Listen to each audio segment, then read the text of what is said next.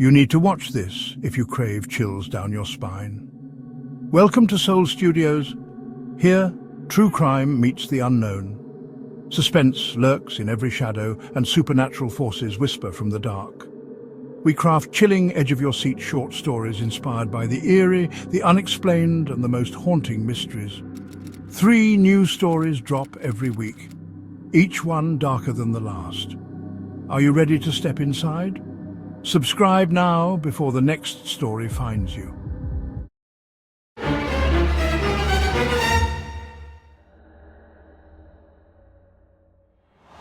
For decades, kids on Staten Island whispered about Cropsey, a terrifying boogeyman said to lurk in the shadows of an abandoned asylum. It was just a story parents told to keep children from wandering too far, until people started disappearing. What began as whispers of folklore quickly collided with horrifying reality, blurring the line between myth and truth. This cinematic tale takes you into the chilling heart of Staten Island's most infamous urban legend, a story so disturbing it still haunts the community today. If you love gripping, true account-style horror stories that make you question what's real and what's legend, subscribe to Soul Studios. Every week we bring you new nightmares, because sometimes the scariest stories are the ones that actually happened. It began as just a spooky campfire story. For decades, kids on Staten Island whispered the name Cropsey. He was the figure in their nightmares, a boogeyman who supposedly lived beneath the old abandoned hospital on the hill. Parents used the legend to keep children from straying too far at night. Cropsey was rumored to be a homicidal madman, an escaped mental patient with a hook for a hand, who hunted children and dragged them into the darkness of the tunnel system under the ruins of Seaview Hospital. Of course, everyone knew it was just an urban myth, until one summer, when the myth came to life. On a warm July evening in 1972, a 5-year-old girl named Alice Pereira was playing in the lobby of her Staten Island apartment building with her brother. It was the last time anyone ever saw her. In the few minutes her brother left her alone, Alice vanished without a trace. Neighbors and police scoured the area, searching desperately as dusk fell. But there was no sign of the little girl. Her mother's frantic calls echoed into the night, unanswered. The only clue was a report that a girl matching Alice's description might have been seen at a nearby park earlier that day, a park bordering thick woods and the grounds of a notorious old institution. Alice's disappearance would be the first of many, and the community's worst fear was slowly, quietly taking shape. Over the next decade, more children began to go missing from Staten Island. In 1981, 7-year-old Holly Ann Hughes never returned home after going out to buy a bar of soap for her mother at a local deli. It was barely 9:30 p.m. on a summer night, but in those few blocks between her house and the store, Holly vanished. Witnesses later recalled seeing a green Volkswagen circling near where Holly was last spotted, but the lead went nowhere at the time. 2 years later, in 1983, Tyahese Jackson, 11 years old, stepped out of the motel room where her family was staying to buy chicken wings at a nearby market in broad daylight, and she too disappeared without a trace. That same year, a 22-year-old man named Hank Gafforio, who had an intellectual disability, was seen one night drinking coffee with a neighborhood acquaintance at a diner. Hours later, Hank was gone. He never made it home. One chilling detail tied these cases together. None of the bodies were ever found. Parents were terrified. Children muttered that maybe Cropsey was real after all, stalking the edges of their safe suburban streets. Each passing year without answers felt like the legend was tightening its grip on Staten Island. For a long time, authorities had little to go on. These victims ranged in age and gender. A 5-year-old girl, a 7-year-old, an 11-year-old, a grown man with the mind of a child. Not the typical pattern of a single predator, it seemed. But gradually, suspicion coalesced around one mysterious figure who seemed to drift along the margins of this community. This was a gaunt, middle-aged man often seen pushing a shopping cart of his belongings, camping in the woods near the abandoned Willowbrook State School, the very place intertwined with the Cropsey legend. His name was Andre Rand, a local transient who once worked as a custodian at Willowbrook in the 1960s. By the 1980s, Willowbrook had been shut down after a scandal. The institution had gained notoriety for its horrific neglect and abuse of disabled children. Its sprawling campus, a warren of decaying buildings and underground tunnels, was left deserted, gradually reclaimed by weeds and darkness. And somewhere in that darkness lived Rand. Rand was a known convicted predator. Years earlier, in 1969, he had attempted to rape a young girl and served time in prison. In an infamous 1983 incident, Rand truly lived up to the nickname Pied Piper of Staten Island. He picked up a school bus of 11 children from the YMCA and took them on a bizarre, unapproved field trip to a local eatery and then out to Newark Airport. Fortunately, every child was returned unharmed that day. But Rand's creepy joyride sent a wave of shock and confusion through the community. No one could fathom why a man would do such a thing. It was as if he were testing how easily he could whisk kids away, seeing how far his mesmerizing Pied Piper act could go. He served 10 months in jail for unlawful imprisonment, but by the mid-80s he was back on the streets, back at Willowbrook's grounds. A silent, brooding presence pushing his cart amid the ruins. The urban legend of Cropsey spoke of a fiend living in the tunnel system, snatching children. Here was a very real man, living in those very woods, with a long history of harming children. The lines between folklore and reality started to blur in the public's mind. Then came July 9th, 1987, the day everything changed. That summer, a 12-year-old girl named Jennifer Schweiger, who had Down syndrome, went for a walk in her Staten Island neighborhood and did not come home. Unlike some earlier cases, Jennifer's disappearance drew immediate, intense attention. She was deeply loved, and because of her developmental disability, the community was especially protective of her. Hundreds of volunteers, neighbors, firefighters, parents, off-duty police, mobilized to search for Jennifer. They combed through parks, backyards, and eventually their search led them to the overgrown grounds of the Willowbrook State School, now a hulking skeleton of a place that had been closed only months earlier. Day after day, volunteers waded through tall weeds and debris around the abandoned buildings. They pushed through shattered hallways covered in graffiti, flashlights cutting beams through the dusty darkness. The smell of mildew and something fouler permeated the thick summer air.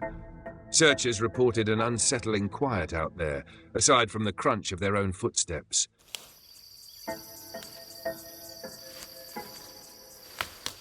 Some even said that deep in the tunnels beneath the old hospital, you could hear things, the faint echo of movement, or whispers that stopped whenever one tried to listen closer.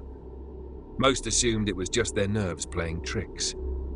For 35 agonizing days, Jennifer's family and volunteers refused to give up. Finally, on August 12, 1987, a retired FDNY firefighter named George Kramer noticed an area of disturbed earth on a wooded hill near one of the decaying buildings. Something about the way the dirt was piled didn't sit right with his intuition. He returned with a small team and began to dig. What they uncovered made even these hardened searchers gasp. Tiny human remains, a small body in a shallow grave. The remains were confirmed to be Jennifer Schweiger, the little girl everyone had been praying to find alive. A wave of grief and horror rippled through Staten Island. The nightmare had become real. And right beside Jennifer's grave, hidden in the brush, searchers found a makeshift campsite, a dirty mattress, rotting food containers, and a crude lean-to shelter that had clearly been inhabited recently. It was Andre Rand's camp. Within days, police captured Rand hiding out on the Willowbrook grounds. In the footage of his arrest, the community saw a disheveled, hollow-eyed man being led away in handcuffs, surrounded by a throng of angry spectators held behind police lines. Rand had been the prime suspect for years in the other missing children cases, but there had never been enough evidence to charge him. Now, with Jennifer's body and eyewitnesses who had seen him with Jennifer on the day she disappeared, the boogeyman finally had a face. Residents were stunned. Cropsey was real, and apparently he was one of their own. The urban legend that had once been dismissed as a fairy tale to scare kids had manifested in the form of this very real, very dangerous man. Rand went to trial in 1988. The community followed every moment, hungry for justice. The prosecution laid out the chilling pattern of disappearances, painting Rand as a predatory monster who had been snatching innocent children under everyone's noses for years. However, physical evidence was scarce. In Jennifer's case, the jury could not agree on a murder verdict.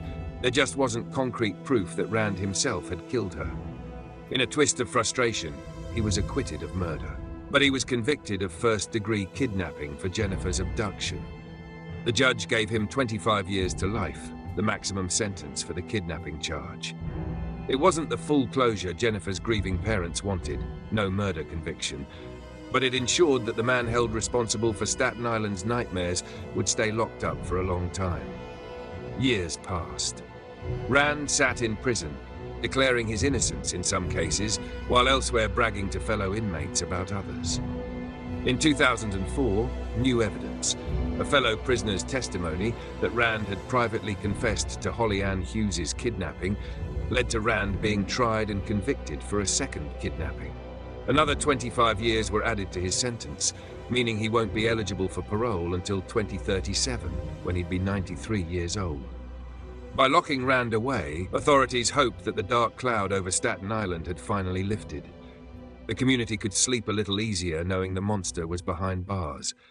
But was the story truly over? This is where the tale of Cropsey takes one final twisted turn. Even as Rand languished in prison, disturbing questions lingered. During the documentary investigation into the case, some law enforcement officials and locals speculated that Rand had not acted alone. In whispers and late-night gossip, people wondered, could the legend of Cropsey really be tied to something bigger than just one man? There were rumors, never proven, but chilling nonetheless, that Rand had fallen in with a satanic cult, and that he may have been delivering his victims to be sacrificed in occult rituals beneath the ruins. Others believed he was part of an underground network of outcasts. Other homeless or mentally ill individuals living in the tunnel systems of Willowbrook, who aided in these crimes or at least knew about them. It sounded like something out of a horror movie, too grotesque to be true. And yet, how else to explain the eerie voices some searchers thought they heard in those tunnels, or the fact that several victims, like Alice, Tiahese, and Hank, remain missing to this day? Even with Rand in custody, no trace of those others was ever found. Late one autumn night in 1988, a year after Rand's arrest, a security guard patrolling near the shuttered Willowbrook grounds thought he saw something strange. He reported that as he passed an old utility tunnel entrance, he spied a tall figure deep inside, just beyond the reach of his flashlight. The figure's eyes, or were they just reflections, seemed to glint for a second before it backed away into the shadows. The guard called out, thinking perhaps a leftover squatter was hiding there. What answered was a sudden echoing shriek from somewhere in the bowels of the tunnel, sending the guard running. Police searched the area but found no one. Only the guard's flashlight was left behind, dropped in the dirt. Many dismissed this story as a fabrication. The overactive imagination of a man who knew the Cropsey tales all too well. But a few of the old-timers who'd been on those searches felt a familiar chill. They recalled the uneasy feeling of being watched in those dark corridors years ago. In the decades since, the legend of Cropsey has never truly died. Even as Andre Rand remains locked away, protests his innocence or claims he knows more, the question lingers.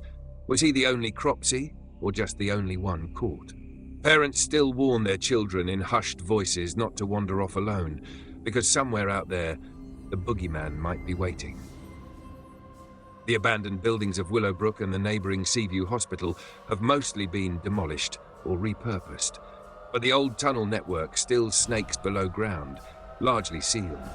Largely, but not entirely. And if you were to sneak in there on a dare, stepping cautiously through the stale air and dripping ceilings, you might come across a small alcove deep in the tunnel maze. On the wall of that alcove, illuminated by just a sliver of moonlight from a crack above, something gleams with a faint metallic light. Hanging from a rusted nail is an object that shouldn't exist outside of campfire stories. An old steel hook, the kind you might fit over an amputated hand. Its surface is pitted with age, but in the silence you could swear you see fresh scratches, as if it was used recently. Who left it there? No one can say. Perhaps it's an offering to the legend or a warning, or perhaps a trophy. One thing is certain. On Staten Island, the name Cropsey will always send a shiver down the spine. The truth behind the Cropsey legend turned out to be a real man with real victims, living among us. But the mystery of Cropsey, whether something even more sinister was lurking behind the legend, remains partly unsolved, ambiguous. In the end, we're left with an unsettling thought. Sometimes the scariest stories are scary because they're true, and sometimes the truth is scariest of all because it leaves us with questions that will never be answered.